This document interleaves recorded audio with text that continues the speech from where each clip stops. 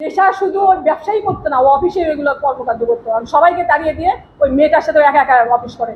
আমি বারবার প্রশাসনের কাছে গেলেও কোনো সহযোগিতা পাইনি তাদের নিকট।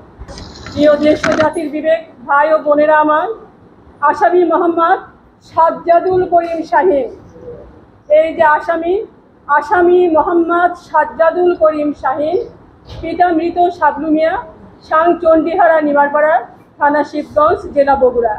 সে একজন মাদক ব্যবসায়ী, মাদক সেবনকারী, গাঁজা ফেন্সিডিলের ব্যবসায়ী, মাদকের একজন ডিলার। এমদাদ নামে একজন মাদক ব্যবসায়ী আছে যে সব নিয়ন্ত্রণ করে, এবং মাদক ব্যবসা মূলত এই শাহীন, এই হচ্ছে মূল হোতা। আপনারা খোঁজ নিয়ে দেখতে পারেন।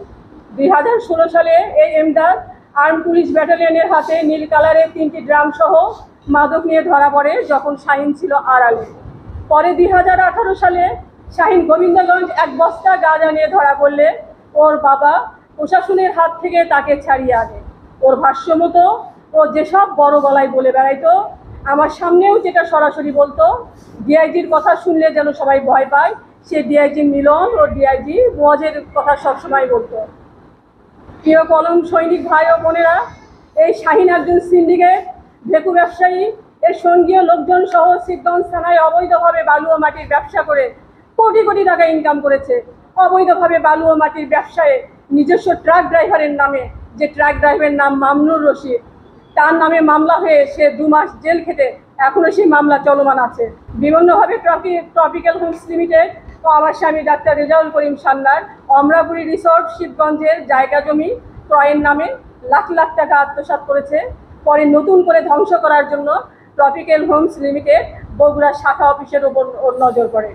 তখন বগুড়া এসে বগুড়া অফিস থেকে ডিরেক্টর জাহাঙ্গীর আলম সহ ম্যানেজার আলামিন, প্রজেক্ট ইঞ্জিনিয়ার মাসুদ পারভেজ, যারা 20-25 বছর যাবৎ চাকরি করত, বিভিন্নভাবে ষড়যন্ত্রের ফাঁদে ফেলে এদের অস্ত্রের ভয় দেখিয়ে, এদের পিছনে গুন্ডা মাস্তান লাগিয়ে দিয়ে, জান প্রাণ নাশ করার হুমকি দিয়ে, মেয়ে অ্যাকাউন্টেন্ট সাফরিনা আক্তার স্মৃতির সঙ্গে আঘাত করে, যোগ সাজস করে, মিথ্যা ভাউচার তৈরি করে বগুড়া অফিস ক্ষতিগ্রস্ত করতে থাকে এবং প্রজেক্টের টাকা পয়সাগুলো। এসব আমি যখন জেনে গেলাম তখন, এবং আমি দেখলাম, দেখার পর আমার স্বামীকে যখন আমি জানাইলাম, জানানোর পরে ও আমার নামে বিভিন্ন কলঙ্ক দিয়ে আমার স্বামীর মন বিগড়ে দেওয়ার চেষ্টা করে, আমার স্বামীর জীবন থেকে আমাকে সরিয়ে দেওয়ার চেষ্টা করে। যখন ব্যর্থ হয় তখন আমার স্বামীর মোবাইল, কম্পিউটার কেড়ে নিয়ে, তাকে ড্রাইভার সব কিছু তার কাছ থেকে আলাদা করে দিয়ে তাকে অবরুদ্ধ করে রাখে। আমার সঙ্গে আমার স্বামীর যোগাযোগ বন্ধ করে দেয়, আমার সংসার খরচ সহ যাবতীয় খরচ বন্ধ করে দেয়। আমাদের দুজনের জীবন আজ দুর্বিষহ করে তুলেছে ওদের অবৈধ লুটপাট ও স্বার্থের কারণে।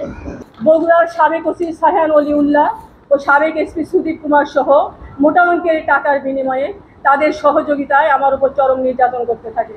আমি বারবার প্রশাসনের কাছে গেলেও কোনো সহযোগিতা পাইনি তাদের নিকট। 5ই আগস্ট 2024 পর্যন্ত ওই শাহীন আওয়ামী লীগের কর্মীদের নিয়ে বিভিন্ন জায়গায় পিকনিক করতো, তাদের নিয়ে বৈঠক করতো, তাদের নিয়ে হুমকি দিত।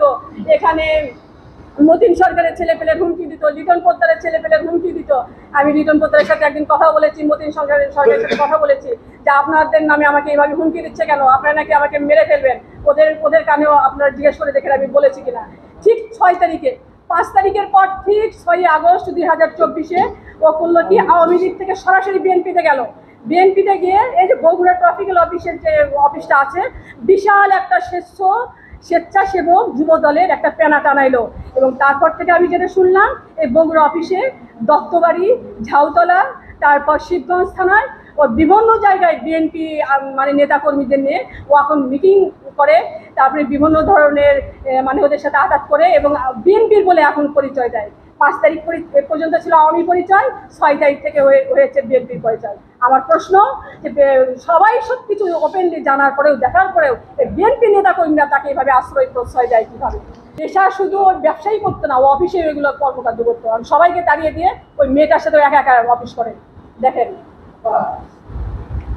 ও কীভাবে, ওর বাবা হচ্ছে শাবলু মিয়া, এই যে এখানে ছবি আছে আমার এখানে, ওর বাবা শাবলু মিয়া বগুড়া ট্রপিক্যাল হোমসের বগুড়া শাখায় সহকারী ম্যানেজারের দায়িত্ব পালন করতো, বুঝছেন।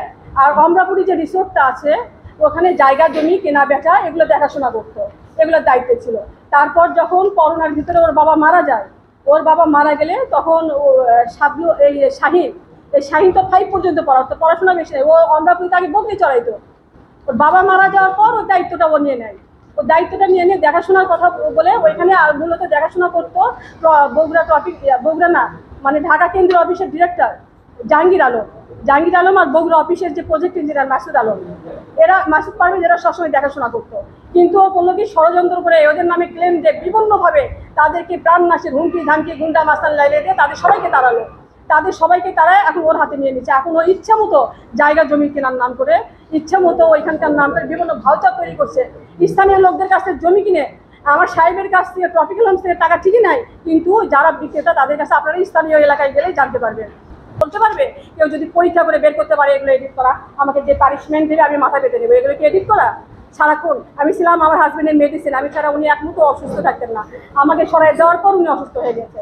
তাহলে এগুলো যদি কেউ প্রমাণ করতে পারে যে আমি এই যে এগুলা আমার স্বামীর সঙ্গে সব যা এডিট করা, ঠিক আছে, আমার হয় আমি মাথা পেতে নেবো, সমস্যা নাই, কিন্তু এটা প্রমাণ করতে হবে। তো মিথ্যা সাইবার ক্রাইমের মামলা করেছে।